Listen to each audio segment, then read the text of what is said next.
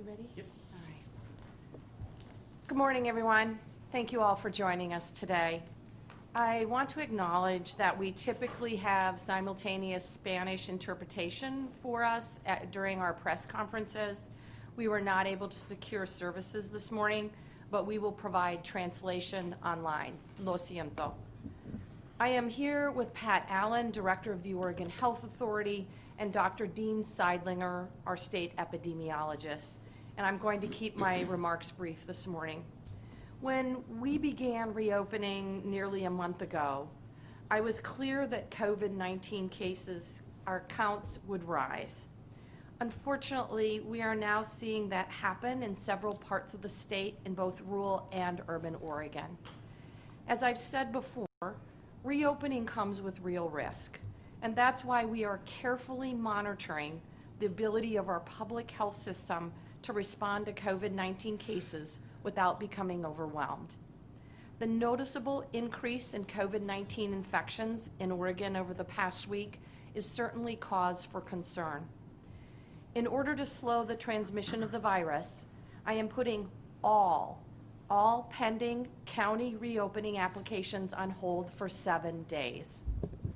This is essentially a statewide yellow light. This 1-week pause will give our public health experts time to assess what factors are driving the spread of the virus and determine if we need to adjust our approach to reopening.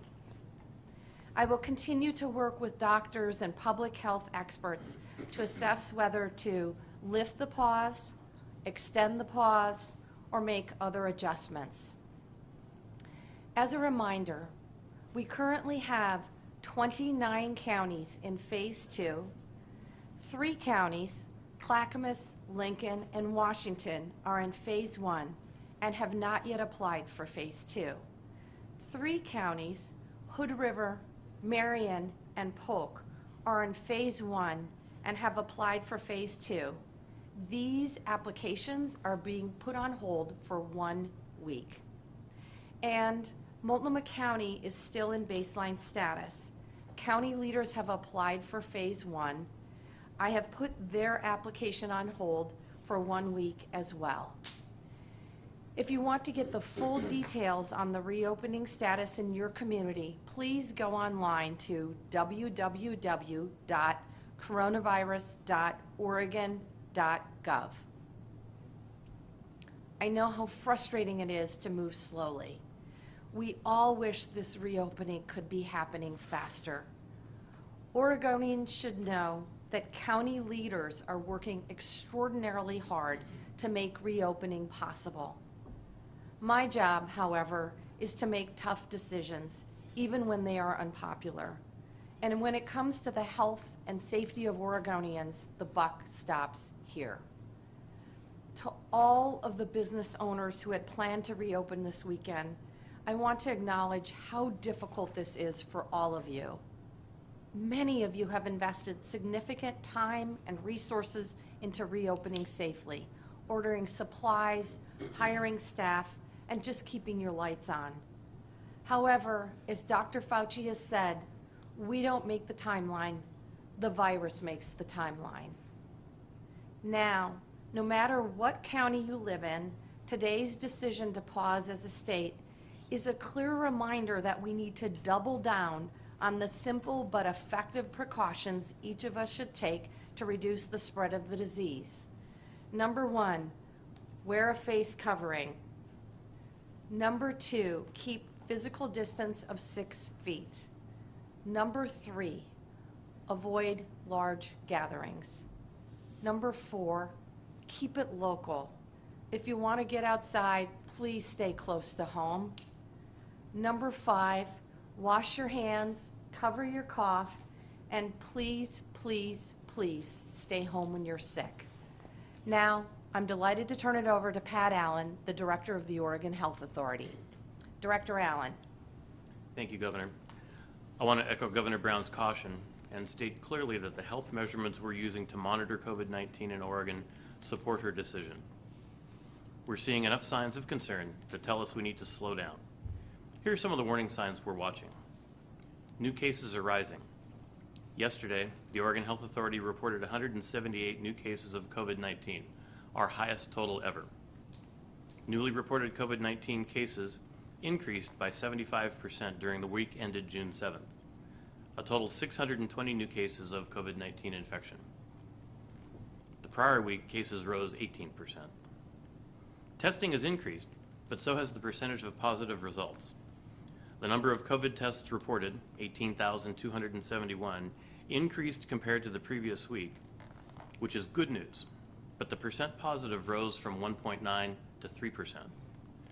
Oregon's positive percentage rate remains well below the nation's positive test rate. However, we want to see the positive percentage of cases stay flat or drop, not increase by half. Hospitalizations have increased. New hospitalizations were on a long downtrend, but the 7-day rolling average rose in the past week from 4 to 6 cases of severe COVID-19 illness per day. Because the number of severe coronavirus cases does not depend on the amount of testing we're doing, new hospitalizations are a telling measure of how well we're doing. Yet, because they're a lagging indicator, they tell us about infections that occurred many days ago, not what's happening right now. That's why we will continue to watch hospitalizations closely. There are some positive signs. Emergency department visits at hospitals for COVID-like illness are below 1% and have remained low and level for several weeks. Local health officials are staying on top of contact tracing. Across the state, 95% of contacts are being reached by contact tracers within 24 hours. Most cases of coronavirus are being linked to a known source. Only 22% of cases can't be tracked to a prior exposure, which means local health investigators can identify people who might be contagious and isolate them, and there are fewer sporadic cases in the community. What's driving the increases that we're seeing? A few things. Large workplace outbreaks. We've reported a major outbreak in the Pacific Seafoods facilities in Lincoln County this week, along with other workplace outbreaks around the state recently. These outbreaks have affected our overall totals and our daily numbers. We are performing increased testing. More testing is turning up more people who are infected, which is what we would expect. Since COVID-19-linked emergency department visits remain stable, we believe the increased tests are finding more people who are asymptomatic or pre-symptomatic, but don't have serious illness. That's a good sign, especially for our hospital systems. Gatherings. There have been large gatherings across the state, some involving protests, some not. It's still not clear whether the most recent large demonstrations in Portland or other communities around the state have resulted in the spread of coronavirus, but we will have more evidence in coming days as local health officials contact people with recently diagnosed cases. Reopening. We said all along that reopening comes with risks. Our models told us that we should expect to see more cases as we began to resume normal activities. What's happened this week has confirmed the accuracy of those predictions. For these reasons, we're slowing down Oregon's reopening. But today's pause is a reminder, not a rollback. Ultimately, my biggest fear is that people treat phase 1 or phase 2 like returning to things the way they were before the pandemic began. That's not what needs to happen. We can do normal things, but not the way we did them before. Keep physically separated. Wear a mask when you're close to other people. Don't go to work when you're sick. Wash your hands. These aren't just a good idea, they're what we have to do to be able to remain open. And very important, answer the call. If you hear from a contact tracer, answer her questions and stay home and isolate yourself if you've been exposed to COVID-19. Now let me turn it over to Dr. Seidlinger, our state health officer, who can talk about some of the issues we're seeing in the counties we've paused. Thank you, Governor Brown and Director Allen. COVID-19 has affected people throughout Oregon, with some communities especially hard hit. During this pause, I hope all Oregonians will take steps to protect themselves, their families, and communities. Here are some of the warning signs we saw in the counties that asked to move forward. In Multnomah County, we've seen an increase in residents admitted to the hospital over the last 2 weeks. The positive test percentage is going up in the face of increased testing. And over 40% of the cases identified last week were not traced to a source. Hood River County has also seen an increase in new cases and is managing 3 simultaneous workplace outbreaks. Marion County has seen almost 40% increase in cases over the last week, and their hospital admissions for the residents from the county are also increasing. Polk County, again, has seen an increase in cases over the last week and is managing a worksite outbreak. We've also looked at our latest modeling results, which show some notes of caution. Our latest modeling indicates that transmission rates, after over a month of decline, appear to be increasing since we reopened. Right now, we estimate that for every person with COVID-19, they cause at least one additional person to be sick. But we don't know how quickly the virus is spreading. So we projected 3 scenarios this week. In the most optimistic scenario, we predicted a 10 percentage point increase in transmission that began in the middle of May, which is what the data showed us. If this trend were to continue over the next month, the number of new infections per day is projected to remain relatively stable. In a less optimistic scenario, we predict a 15 percentage point increase in transmission after the middle of May. If that trend continues over the next month, the number of new infections per day is projected to slowly increase to as many as 270 per day by July 3rd. The most pessimistic scenario includes increased transmission after reopening, which increased again over Memorial Day weekend. Again, this came from the data, and this would pose the risk of hundreds and hundreds of more cases each and every day. We don't see evidence that that's emerging yet, but we want to prevent that. So it's too soon to say which scenario is likely to play out. Each one remains a possibility, but we can work together to suppress the virus and keep infection rates flat or contained at a manageable rate. And if we all continue to be careful to reduce our own risks and the risks we pose to others, we can accomplish great things. But if we don't do those things, we risk a rapid rise in cases that will not only jeopardize the progress we've made, but could fill our hospitals and risk that Oregonians cannot access the quality care we all deserve. As Director Allen said, COVID-19 isn't going away anytime soon. We all need to stay vigilant and do our part to keep COVID-19 contained. And to quote one of my contemporary heroes, Dr. Bonnie Henry, the Provincial Health Officer in British Columbia, now is the time for everyone to be kind, to be calm, and to be safe. Thank you, Dr. Seidlinger. I think we're ready to take questions at this point.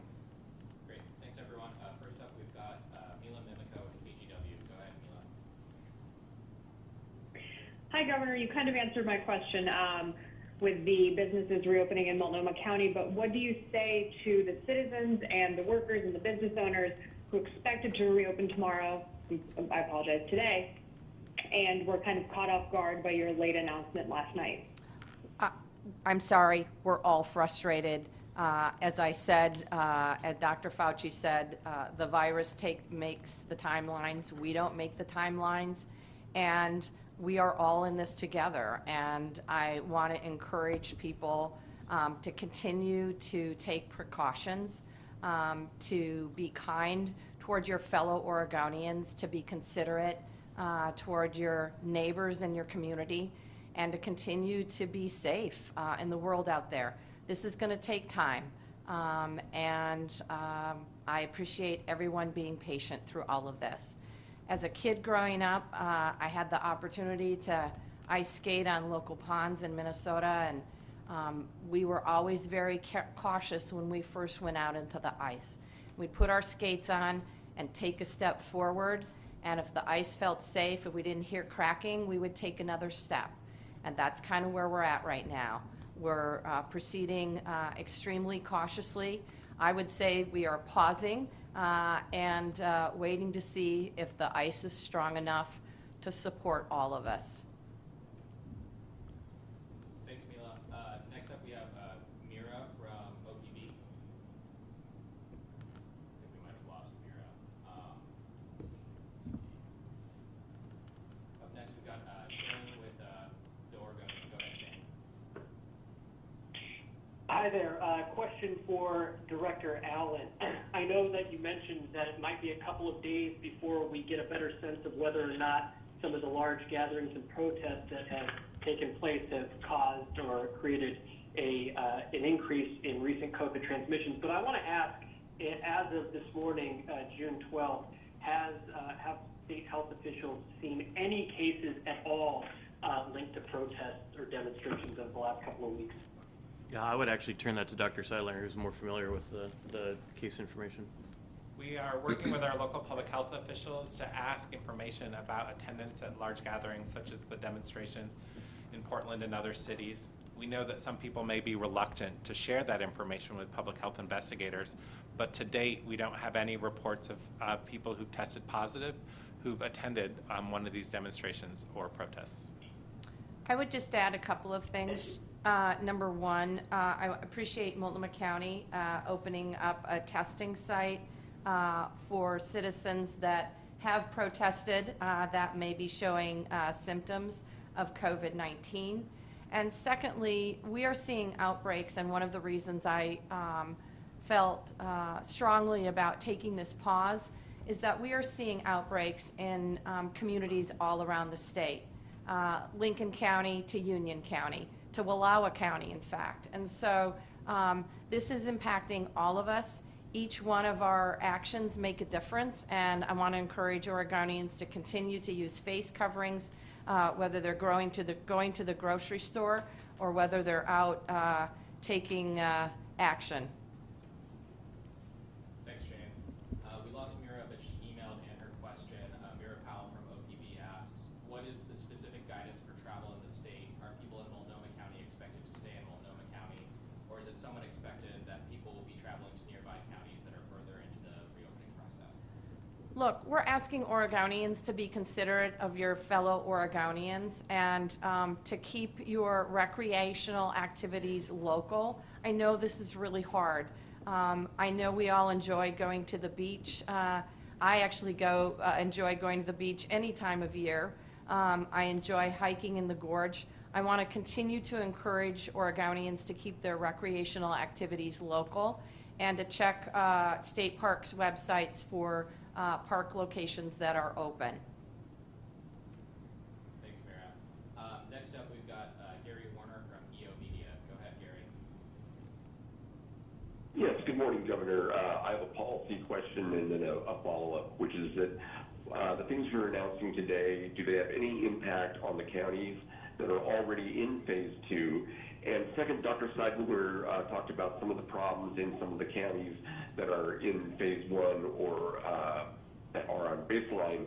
Are you seeing problems in the specific counties that are in phase 2 that concern you? Thank you.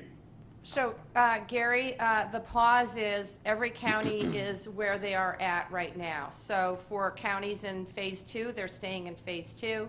For counties in phase 1, they're staying in phase 1. And for Multnomah County that's in baseline, it's staying in baseline. So everybody is just staying in the current phase. I'll take the second part of that. I think what we're seeing is that this disease is impacting communities across Oregon, from our urban areas to the rural areas, the coast to the mountains, and in between. We're seeing the spread connected to different things. We've reported on several large workplace outbreaks. We continue to support long-term care facilities and respond to outbreaks there for some of our most vulnerable populations. And we're also seeing spread as people come together in various aspects, come together for social gatherings, parties, barbecues, and otherwise get back together with their friends and family. And we do see spread in those areas, and that's why we continue to urge people to take cautions. Stay physically distanced. Yes, you can get together in small groups locally. Wear a face covering. Take precautions. Don't attend if you're sick. Wash your hands often. And together, by doing these things, we can get through this without seeing significant increases in cases, because we all have a role. Thanks, Gary. Next up, we have a question from Andrew Selsky with the AP. Andrew asked, are you prepared to shut down any county that is in phase 1 or phase 2 of reopening if circumstances require? Thanks, Andrew, for the question about whether I'm prepared to shut down any county, regardless of what phase they're in. At this point in time, we're issuing a yellow light, asking everyone to be extra careful. We're holding where we're at and hoping to not step forward. But as I've said a zillion times, the virus makes the timelines. We don't make the timelines. And we are just asking everybody again, we are truly all in this together. And it's so important that we consider our family members, our neighbors, our friends, and our communities, every time we take a step. And so I want to encourage Oregonians to continue to be kind, to continue to wear your face coverings, and of course, to continue to be smart. Thanks, Andrew. Next up, we have Rosemary Reynolds with KXL Radio. Go ahead, Rosemary. What benchmark did Multnomah County not meet for reopening? So I'm saying, what specific criteria did the county fail? And then the question's for Dr. Seidlinger. Thanks, Rosemary. We're going to give it to Dr. Seidlinger. Thank you. Similar to other counties when they applied to move into phase one, Multnomah County was seeing an increase in hospitalizations over the last 2 weeks. This is concerning because we know that indicates transmission that's happened in the past, and these people are now sick enough and seeking care in the hospital. Also, as we've increased testing, unfortunately, we've also seen the positive test percentage in Multnomah going up, and over 40% of their cases were not traced to a source. So taking those things together, especially that hospital number that we've said is a criteria for entering into phase one, those are the criteria that Multnomah County didn't meet this week to move forward. And Rosemary, I want to reassure Oregonians that we are going to continue to put the health and safety of Oregonians at the forefront of our decision making. Dr. Seidlinger mentioned the factors that were particularly concerning. We are going to continue to use science and data in making those decisions. I want to say thank you to the physicians, the medical professionals at the Oregon Health Authority, including Dr. Seidlinger, that are helping inform my decision making, as well as the medical advisory panel that is assisting in these decisions. These are not easy decisions. These are really hard.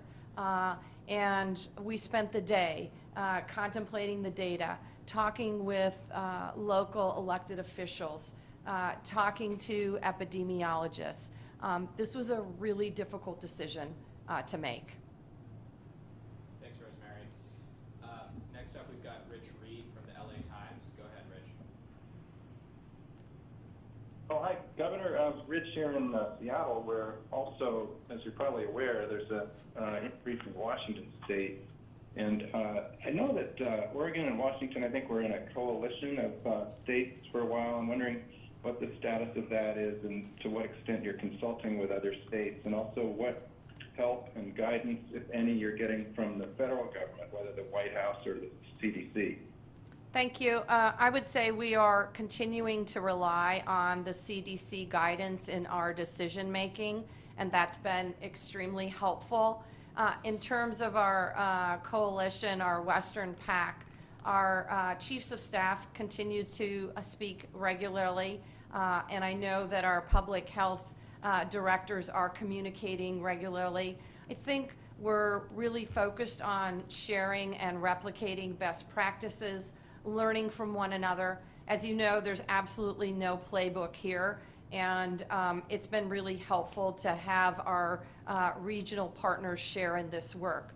At the outset of this work, we focused on creating similar phases and similar prerequisites for opening. I know that given the regional nature of the work we're doing, that we may have taken little different paths, but it's been really helpful for me as governor and for my team to be able to collaborate and coordinate with other states in the Western region. Thanks, Rich. Next up, we have Genevieve from K2. Go ahead, Genevieve. Hey there, I've got a few questions.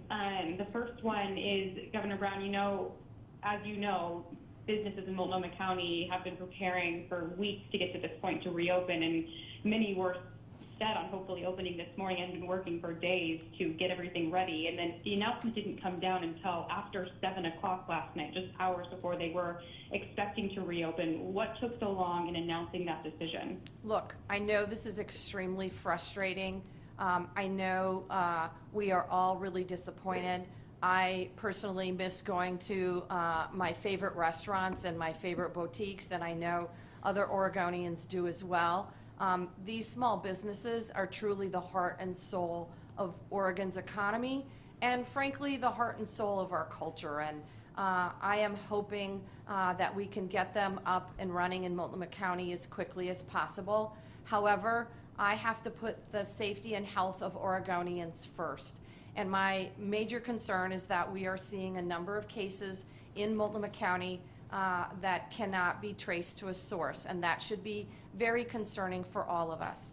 My team and I spent the day yesterday talking with experts, epidemiologists, and physicians, as well as talking with local public health officials. This was not an easy decision to make, and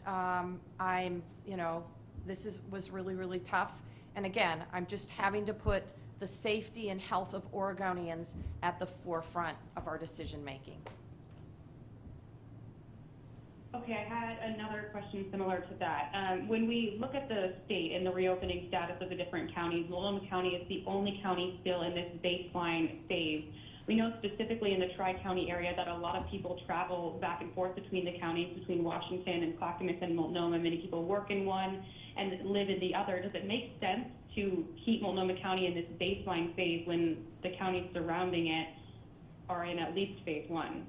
So that's a very legitimate question, and that was one of the issues I wrestled with, was the fact that people travel. They don't stop at the Multnomah County line and decide not to go to Clackamas County.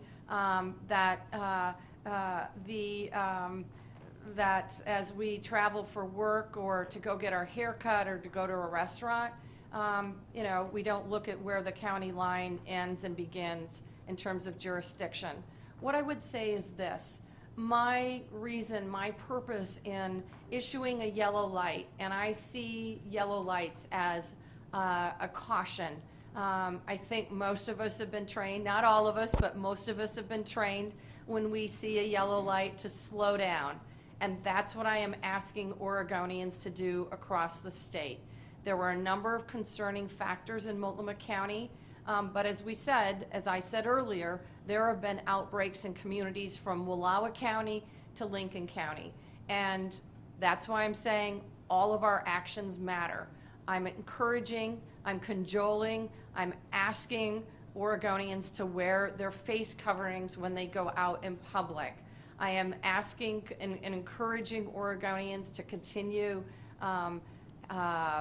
really solid hand washing and hand sanitation practices, to cover your mouth when you cough or sneeze, and to maintain physical distancing. We are truly all in this together, and every single one of our actions matter. Thanks, Genevieve. Next up, we've got Ken Whitman from the Newport News Times. Go ahead, Ken. Hi, can you hear me okay? Yes. Okay, it's Ken Lipp. So my question involves, it's just a local matter, but the recent outbreak here has our local health department faced with a pretty daunting task of tracking contact tracing and case investigations for more than 100 people pretty much at once. So I'd like to know what the health authority and the state is doing to assist our local health department and others in rural areas that are facing outbreaks. And kind of further to that, if the health authority could clarify why it was that this outbreak was originally classified or characterized as a low risk. Sure, I'll go ahead and take that question. This is a very large outbreak, and while Lincoln County was very well prepared to deal with outbreaks, this is the kind of a size in a community of this size that would be overwhelming and under any circumstances. They have made use of mutual aid assistance from a variety of counties, tribes, and other organizations to increase the amount of contact tracing and case investigation they can do. We're providing them a variety of resources, including testing supplies, additional staff. I've got a leadership team on the ground there today working with local government emergency management and public health to better understand their needs and work quickly to meet those needs. I think the low risk characterization is a good question. I think you know about an outbreak as it starts, and you say some things about it, and then you learn more. and that's maybe not the same statement that we would make today based on what we know about the nature of that outbreak as we sit here today on Friday versus last Saturday or Sunday. So I will just also add, I've had an opportunity to talk with local elected officials there. I know that their local public health is working very hard to address this outbreak, and appreciate the partnership and the resources that the state can bring. I just want to give Oregonians a sense of sort of the minute detail that we need to work in terms of addressing the needs of, for example, some of the workers in that particular community. So in addition to Spanish-speaking workers, we in addition have folks from Guatemala, and they speak an indigenous language, and there are 2 dialects of that language. And so we need to have both contact tracers and case investigators that are, I would say, multilingual to address the needs of the community there. And the community is working very hard. The local public health system is working very hard, and they are certainly going to continue to need the state's assistance, and we are stepping up to provide that. Thanks, Ken. We've got time for just a few more questions. Jenny Young from Coyne wrote in, what would you say to the Oregonians who aren't allowed to go to church but are allowed to join the gatherings every night to protest police? In terms of Oregonians' ability to attend a church or mosque or synagogue, I hear you. I know this is extremely frustrating. I know for many of us, our spirituality, our faith is what sustains us. It's what creates community, and it gives many of us a sense of hope. I want to encourage you to practice your faith carefully and cautiously. There are faith communities around the state that are able to open, but for right now in Multnomah County, we're severely limiting the numbers because we want people to stay safe and we want people to stay healthy. Thanks, Jenny. And we're on an abbreviated timeline today, so sorry, folks, if we weren't able to get to you. If you're in the queue, please feel free to reach out to our office with more questions. Thanks. Thank you. Thanks, everybody. Thank you for being here.